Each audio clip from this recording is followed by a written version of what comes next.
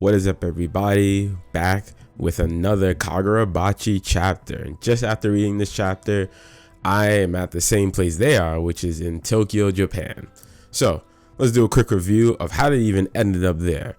So as I was going through the chapter, reading through it, we learned what happened with Chiyo's dad, about all the katanas that he's made, and we also see what some of these high tier sorcerers can do. So let's start from the beginning. So Chiyo obviously comes in, saves the other bystander and everything who got caught.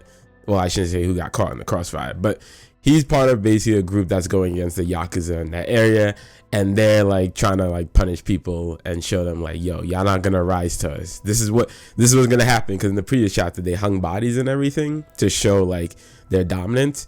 So the Yakuza, they ain't playing. So he got caught up in all that, but Chiyo and Chiba came to save him, and then they started interrogating about the Hishaku group. I think I'm saying that correctly. But basically, the Hishaku seemed like just a whole bunch of sorcerers, and they seem to be, from what I understand, they might have his dad's katanas.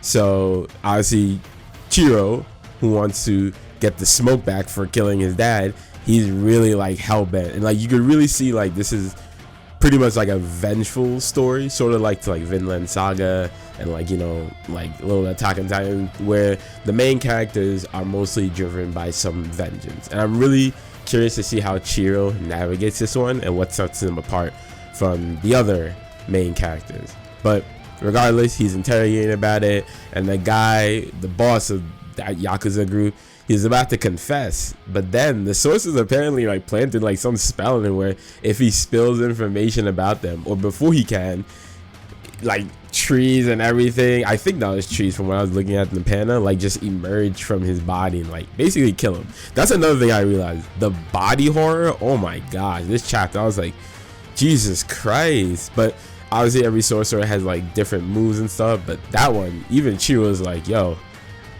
for the guy to be able to do this is a high tier sorcerer. So he acknowledges that. And then we also have Shiba, who seems like his sorcery is more like illusions potentially, because when the roots or whatever sprang out and Chiyo told him to watch out, the roots, like, it hit Shiba. Like, it looked like it hit Shiba, and for a second I was like, no way, did they really just kill this dude like that? But nah, he's good. So I believe that's his sorcery, but obviously that will get explained later. And right now we have Chiyo with his katana that was the 7th blade that the dad was making and putting his whole life into.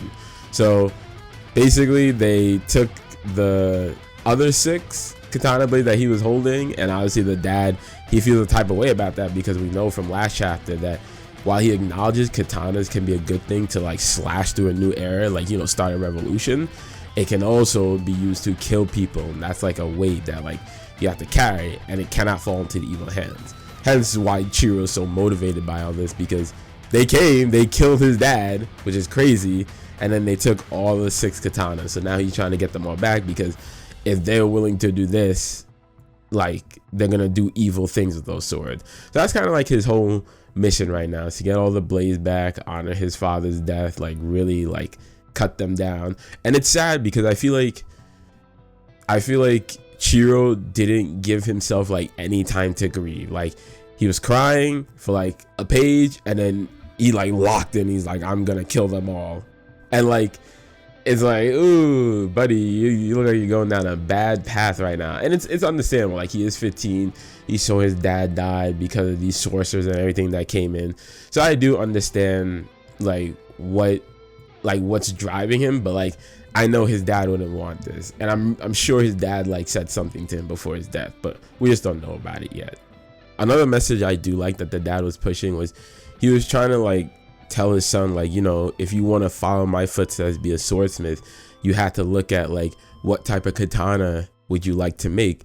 And the idea that he's saying is like, you have to like really explore the world, go through life experiences, and then hopefully by the end of that you'll know what katana is needed to be built to basically help make everywhere a better place, you know. Because I feel like the dad thinks like things in society are going downhill, you know, and he doesn't want his son to follow that path. So he's basically telling his son like, listen son, I want you to make that choice after you've experienced the world.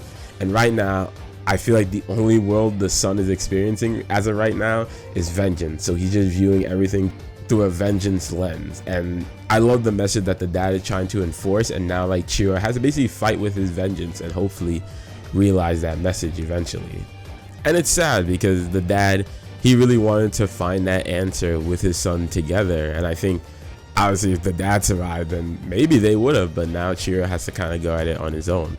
So yeah, Chiro's basically after the other 6 enchanted blades, all with their different powers, and while there's enchanted blades, there's also sorcery. So I think honestly this series is building up to be pretty good. I can see why people are starting to get hooked on it, because with the sorcery we just seen right now, well I've just seen, maybe y'all read ahead, but the sorcery I've seen, I'm like, ooh, yeah, the authors can do a lot with that. And then special blades as well, enchanted blade.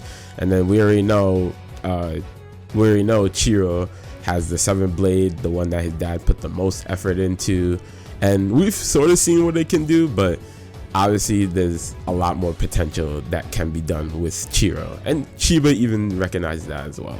So I'm very curious to see how far this series can go. Honestly, I'll keep up with it because like Chiba also noted with the whole potential that like that whole event when dad died and everything, I believe they said it was 4 years ago, and then he had no combat experience, and then within 3 years he was already at a really good level apparently. So oof, that means Chiro's getting that vengeance, is pushing it.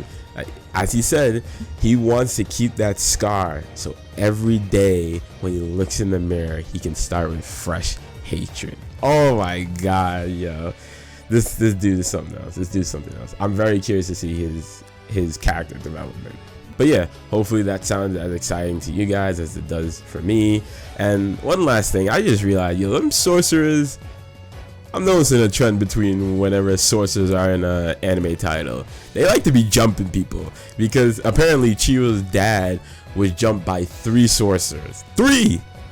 And I mean, I get it, like Chiro's dad was like the maker of the katana and everything, but I don't know about taking on 3 sorcerers. Same thing with Jujutsu Kaisen. There are sorcerers in there and they all like jump into curses. I'm noticing a trend. But yeah, in general, just very excited for everything. I really want to see what more than blades can do. That's my main interest. I'm really here for the sword matches, not really the sorcery. It's a good touch, but me and my blades, I like it. I like any show that has any types of swords.